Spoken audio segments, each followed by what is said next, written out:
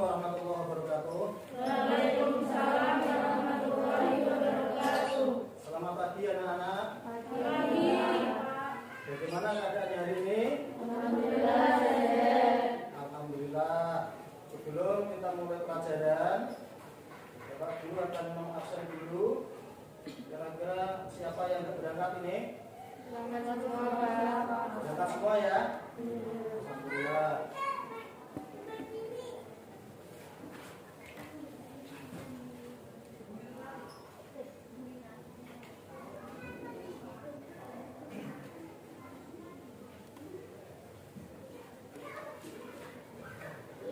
Anak-anak semua, sebelum materi hari ini Bapak Guru sampaikan, saya ingin bertanya dulu atau mencoba daya ingat kalian. Kemarin, ya, pertemuan minggu kemarin kita membahas tentang apa?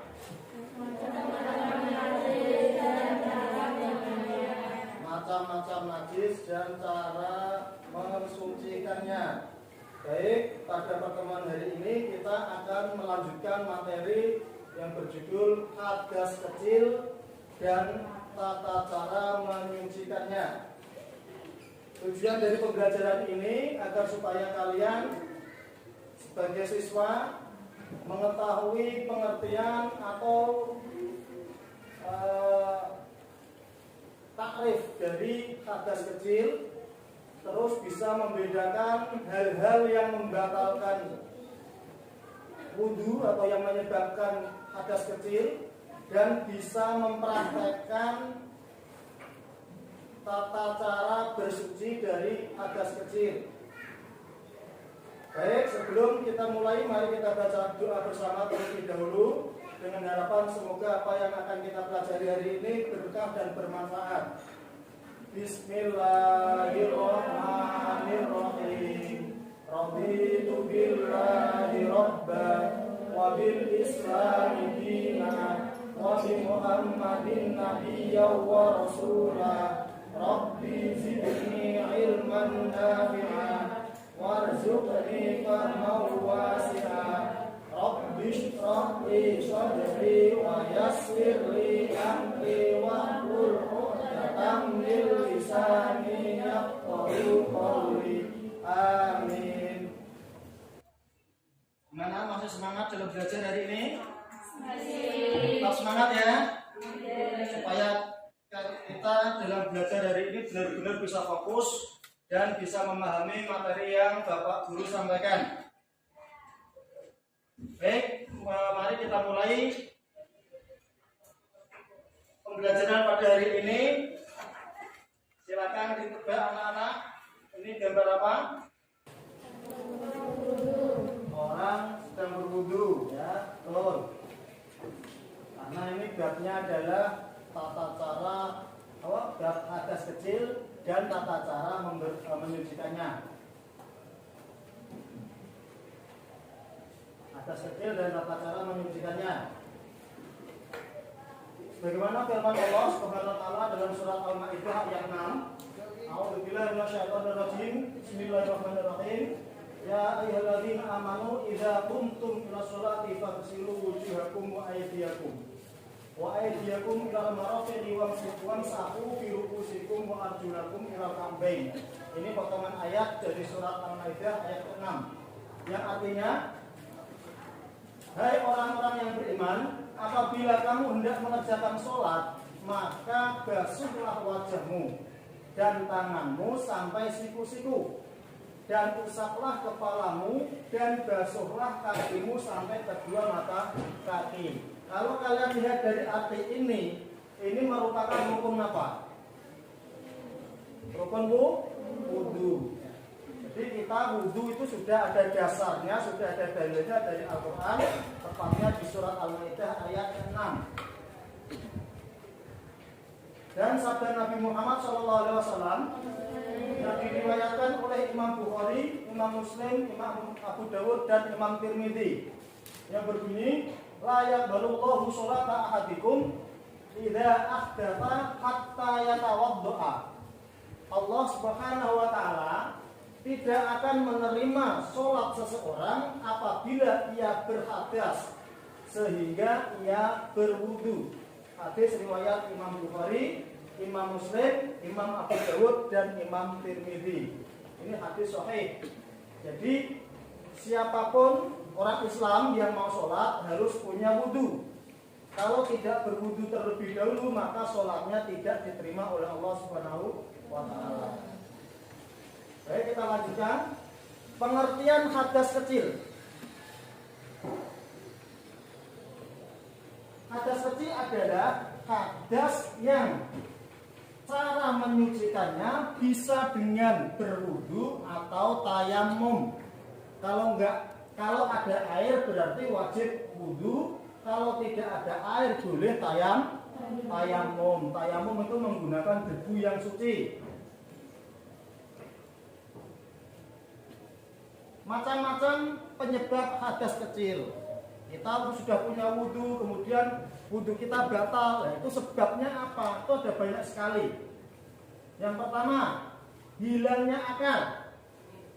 Akalnya hilang seperti tidur, gila, ayan atau epilepsi, mabuk, dan pingsan. Semuanya ini adalah orang yang akalnya hilang.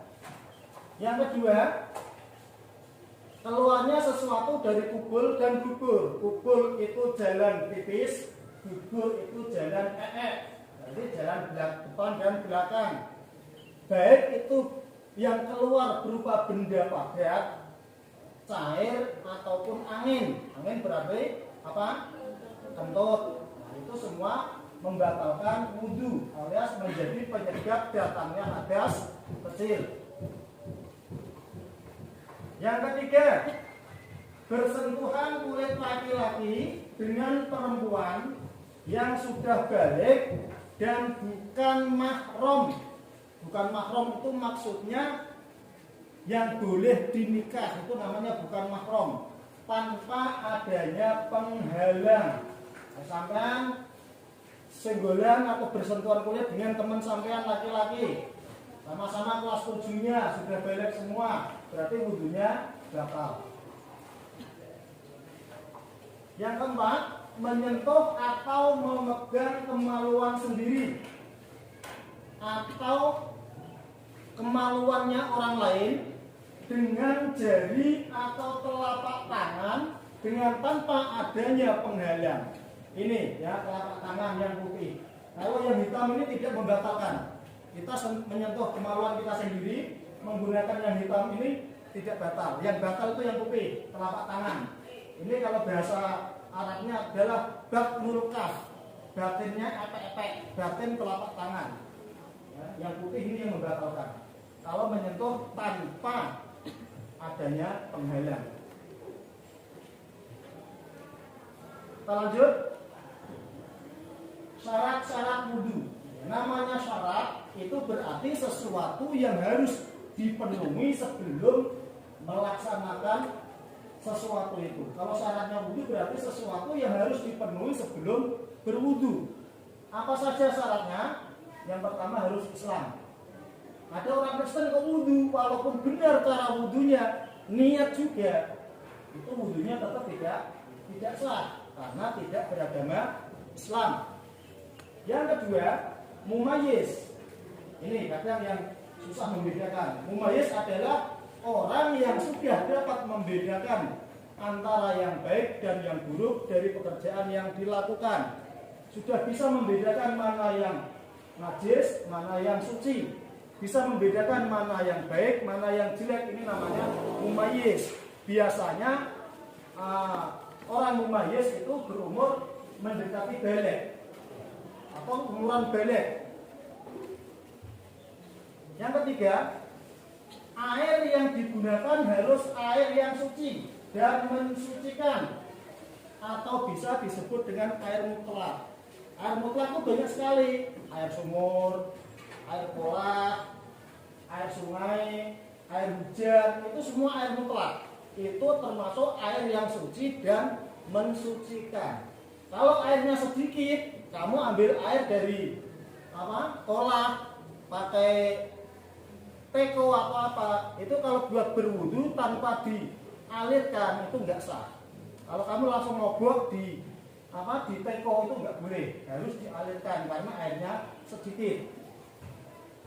Kita lanjut lagi, yang nomor 4, syarat-syaratnya wudu adalah tidak ada barang yang menghalangi sampainya air pada kulit anggota wudu. Jadi sebelum berwudu, semua kotoran-kotoran yang menempel di kulit tangan, kulit wajah, kulit kaki itu harus dibersihkan dulu.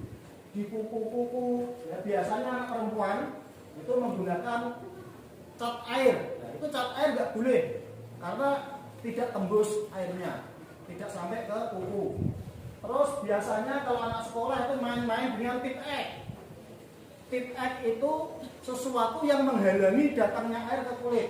Jadi ketika tangan kalian atau wajah kalian terkena tip ek, sebelum wudu lebih baik atau lebih baik harus dibersihkan terlebih dahulu. Itu tip ek, tidak tembus air. Terus ada lagi lem apa yang lem Cina itu? Yang keras. Nah, Alteco itu juga tidak tembus air. Hati-hati kalau bermain Alteco, tidak tembus air.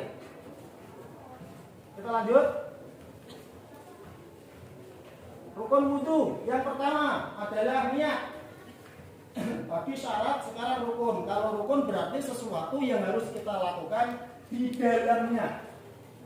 Rukun wudu berarti rukun sesuatu yang harus kita jalankan di dalam berwudu atau ketika berwudu. Yang pertama niat. Niat ini pekerjaan hati. Hafal niatnya wudu kan? Coba dibaca bersama niatnya wudu.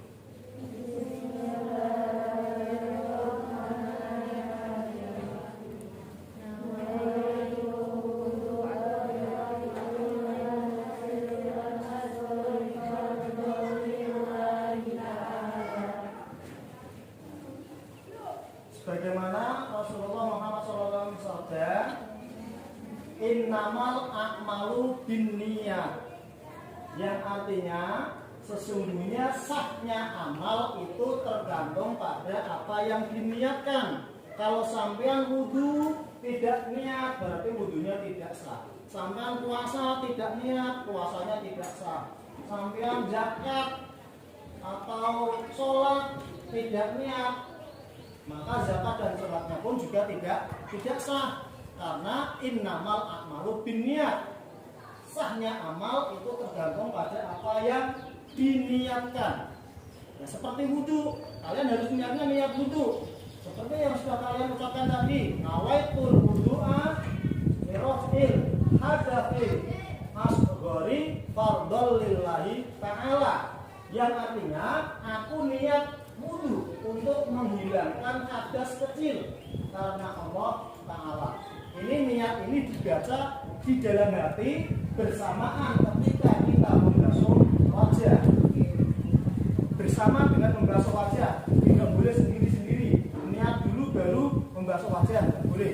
Jadi bareng, karena niat itu dikerjakan oleh hati, dibarengkan dengan permulaan rukun yang kita laksanakan. Kalau di dalam sholat berarti ketika takbiratul ihram, mulut kita mengucapkan Allah, hati kita niat sholat. Nah ini wudu, wajah kita basuh, hati kita niat nawaitul wudu'a ila akhirih. Yang kedua, rukunnya wudu adalah membasuh wajah.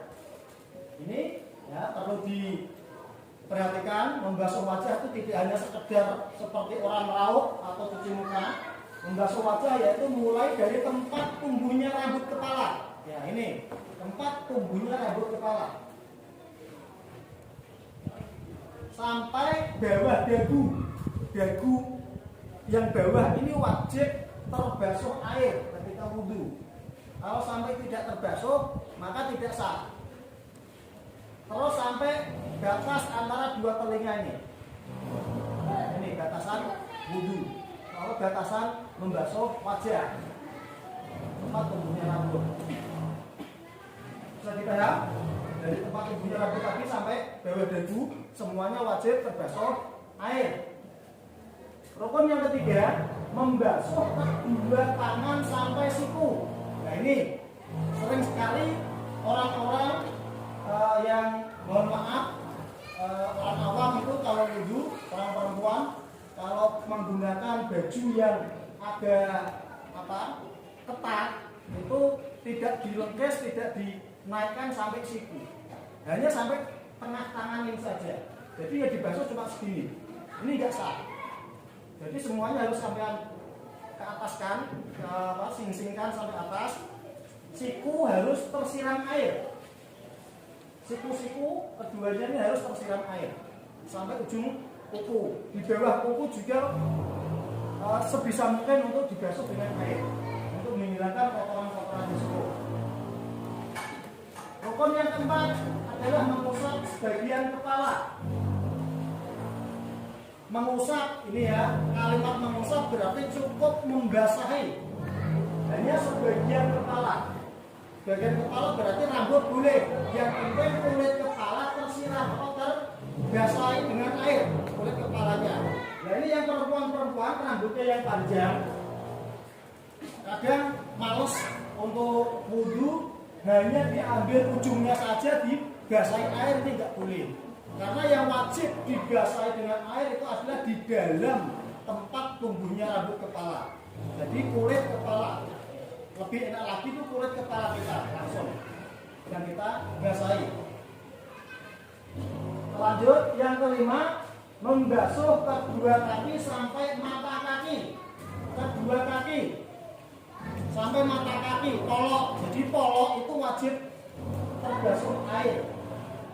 Polok wajib terbasuh air. Tidak boleh ada yang tertinggal atau ada yang masih kering, tidak boleh. Semuanya wajib terbasuh. Yang keenam adalah tertib. Tertib yaitu menertibkan urutan amalan wudu sesuai urutan yang ditentukan oleh Allah Subhanahu wa taala. Pada surat Al-Maidah ayat 6 tadi yang sudah saya sampaikan, dan sesuai pula dengan sabda Nabi Muhammad sebagai berikut. Ibda'u bima bada'allahu bih.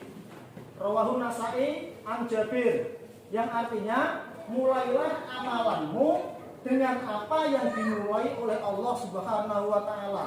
Hadis riwayat Imam An-Nasa'i dan sahabat Jabir. Ini tentang tertib. Kalau di dalam taduman yang lain itu tartibuma takhiruma ta'akhara. Tertib adalah mendahulukan yang dahulu dan mengakhirkan yang akhir. Jadi urut itu namanya tertib. Enggak boleh diloncat-loncat. Berikutnya adalah sunnah-sunnahnya wudu.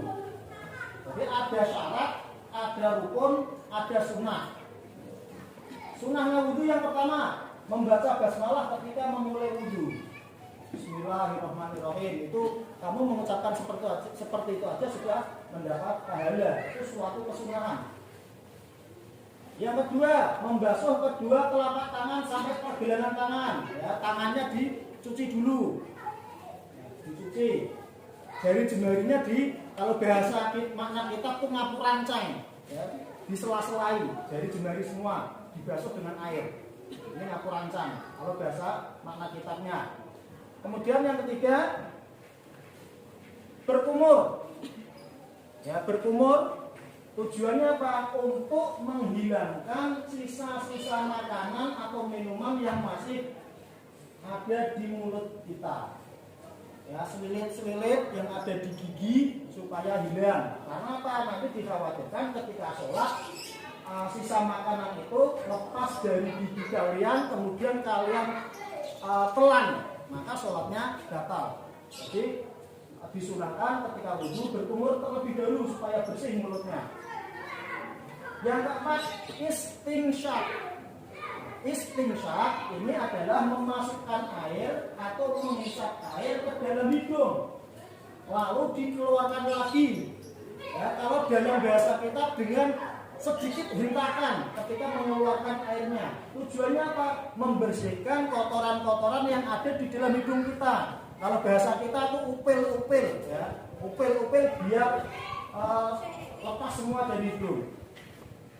Itu namanya bahasa Arabnya istinsyak. Yang kelima mengusap seluruh kepala ya. Tapi yang wajib atau yang rukun kan mengusap sebagian kepala. Ya ini kalau mengusap seluruhnya sirah ditersi kabeh itu hukumnya sunnah. Yang keenam mengusap 2 daun telinga. Ketika kita wudhu pasti kita mengusap telinga kita, itu hukumnya sunnah. Andai kan tidak kita usap tidak apa-apa. Tapi kenapa kok disunahkan mengusap daun telinga? Ini ada hikmahnya tersendiri. Hikmah dari mengusap daun telinga ini adalah untuk menguatkan daya ingat kita. Untuk menguatkan daya ingat. Itu hikmah dari mengusap 2 daun telinga kita. Yang ketujuh, membasuh anggota wudhu sebanyak 3 kali. Kalau 1 kali sudah cukup, sudah terbasuh semua, kita disunahkan sampai 3 kali. Tapi kalau 1 kali kok belum cukup, masih ada yang kering, wajib ditambah. 2 kali sudah cukup, tambahi 1 kali. Karena apa? Allahu yuhibbul litha. Allah lebih menyukai perkara atau hitungan yang ganjil. Ketika kamu wudhu 2 kali sudah terbasuh semua, sudah mencukupi, tambahilah 1 kali lagi supaya mendapat kesunahan.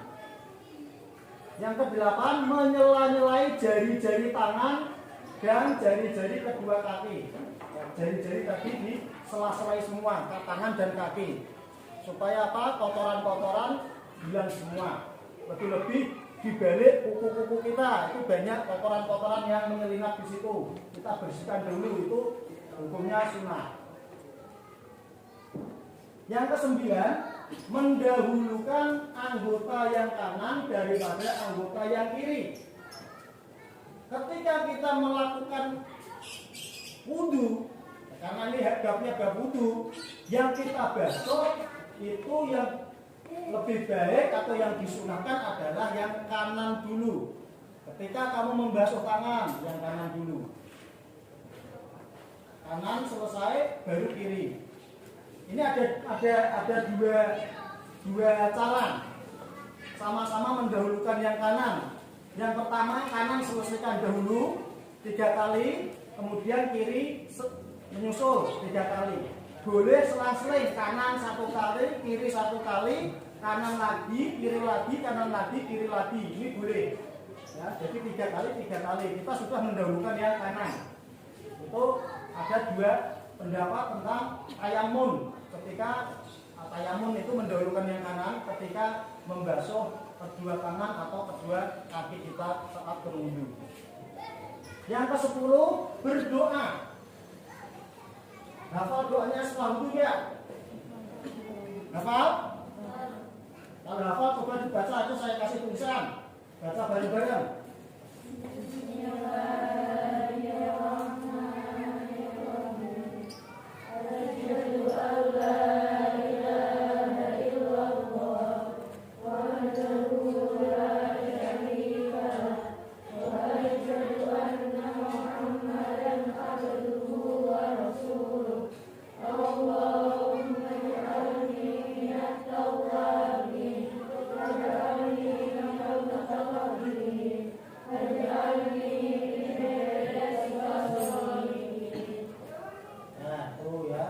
Doa itu dari kanjeng Nabi yang diriwayatkan oleh Imam Ahmad, Imam Muslim dan Imam Tirmidzi. Artinya apa Pak? Kok kita setelah wudhu disunahkan doa seperti itu?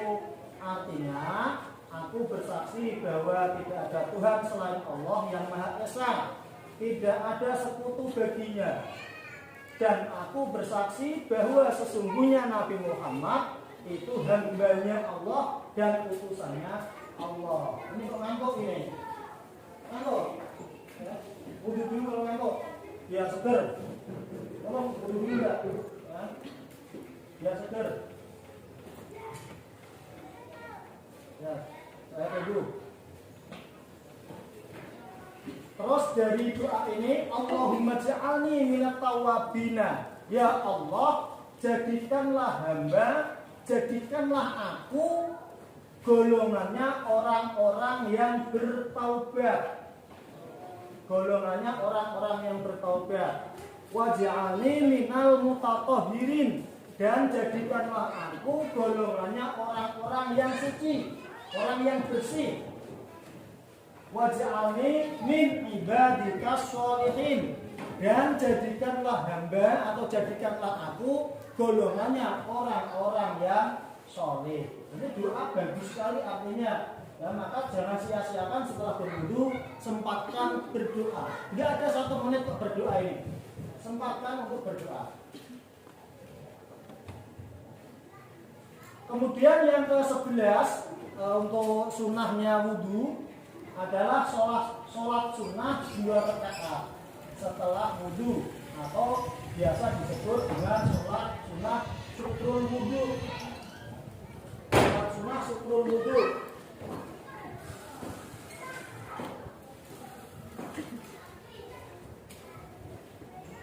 Sholat sunnah syukrul wudu, kalau dilihat dari segi namanya saja sudah jelas. Syukrul wudu, bersyukur karena telah melaksanakan wudu. Dan niatnya bagaimana Pak? Niatnya adalah usolli sunnatan li syukril wudu'i rok'ataini. Boleh, nggak disebutkan rok'ataini juga boleh. Yang penting rok'atnya jumlahnya 2. Usolli sunnatan li syukril wudu'i lillahi ta'ala. Menyebutkan kalimat rok'ataini itu tidak wajib. Minimal kita sholat 2 rakaat. Yang artinya aku niat sholat sunnah syukur wudu karena Allah Ta'ala. Terima kasih. Sampai di sini kita lanjutkan sesi diskusi. Silakan anak-anak sudah sesuai kelompok ini, kelompok 1, kelompok 2. Silakan berdiskusi. Saya kasih waktu 5 menit saja, nggak usah lama-lama. Silakan mencari seperti biasa, cari 1 pertanyaan saja. Cari 1 pertanyaan, kemudian nanti diutarakan setelah diskusi selesai. Silakan dimulai. Silakan utarakan pertanyaannya. Bagaimana hukumnya kalau saya bersentuhan anak laki-laki yang sudah balik dari sepupu saya? Bagaimana hukumnya bila sampean anak perempuan bersentuhan dengan anak laki-laki dari Pak D atau Bude ya, yang sudah balik?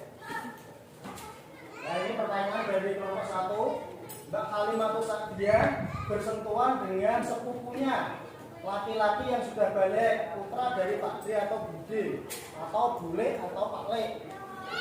Ini hukumnya tetap membatalkan wudu. Ya, wudunya sampai batal kalau tanpa penghalang. Kenapa? Karena antara sampean dengan saudara sampean tadi, saudara sepupu itu adalah bukan mahramnya. Bukan mahram maksudnya apa? Boleh dinikah. Sampean menikah dengan sepupu itu boleh. Makanya wudunya ketika bersentuhan adalah batal. Ya, bisa diterima, Pak Alim. Baik, kelompok 2 ada Lisa. Silakan diutarakan. Apakah tidur membatalkan wudu? Tadi sudah dijelaskan. Ya, perkara-perkara yang membatalkan wudu itu adalah hilangnya akal. Di antaranya adalah tidur, kecuali tidurnya orang yang sambil duduk. Tapi di sini tidak semua orang yang tidurnya sambil duduk wudunya tidak batal. Ada ketentuan-ketentuan. Orang yang terlalu gemuk, bahasanya kita itu gembrot.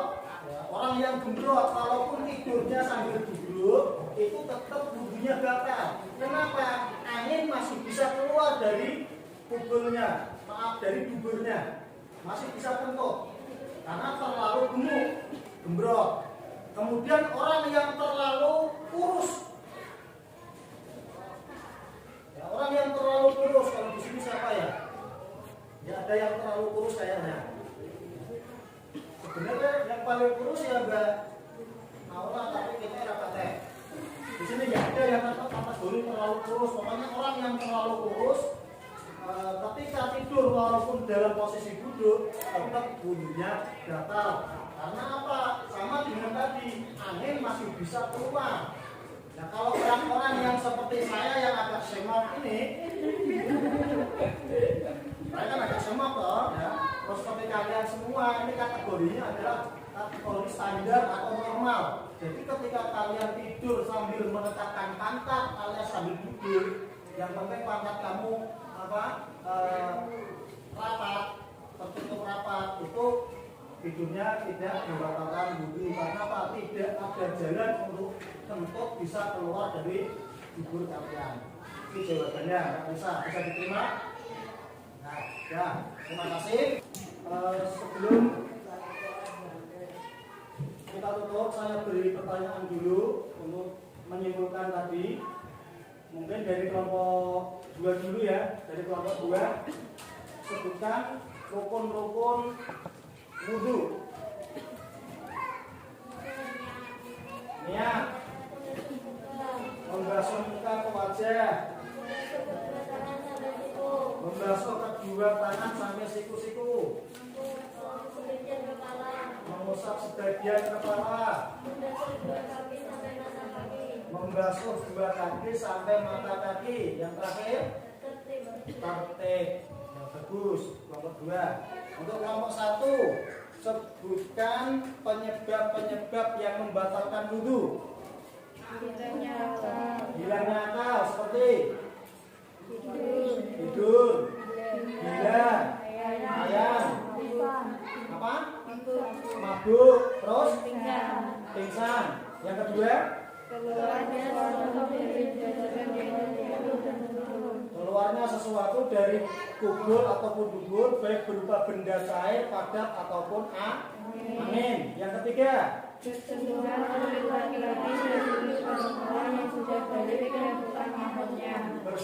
kulit laki-laki dan perempuan yang sudah balik yang bukan mahramnya tanpa adanya penghalang. Ya, ada tambahannya, tanpa adanya penghalang. Berikutnya, lalu apa? Menyentuh atau memegang kemaluan dengan telapak tangan atau diberi tanpa alas. Menyentuh atau memegang kemaluan sendiri atau kemaluan orang lain dengan tanpa alas atau tanpa penghalang. Baik, terima kasih. Kalian sudah bisa menyimpulkan apa yang sudah Bapak Guru sampaikan materi pada hari ini. Untuk hikmah dari berwudu, ya, hikmah dari berwudu adalah yang pertama, orang yang sering berwudu wajahnya itu akan tampak berseri walaupun tanpa make up. Ya, bahasa Jawa itu wajah kita mencorong, sangat beda dengan orang yang nggak pernah berwudu. Jadi di dunia, nah ketika di akhirat nanti di saat semua manusia digiring di padang mahsyar, orang yang di dunianya sering berwudu wajahnya akan bersinar sendiri. Ini hikmah dari berwudu. Baik, pertemuan hari ini mari kita tutup dengan bacaan hamdalah bersama. Alhamdulillahirabbil alamin. Terima kasih anak-anakku semua. Mohon maaf bila ada kekurangan atau kesalahan dari Bapak Guru. Ihdinas shiratal mustaqim, wallahul muwaffiq ila aqwamit thoriq, wa afu minkum. Wassalamualaikum warahmatullahi wabarakatuh. Waalaikumsalam warahmatullahi wabarakatuh.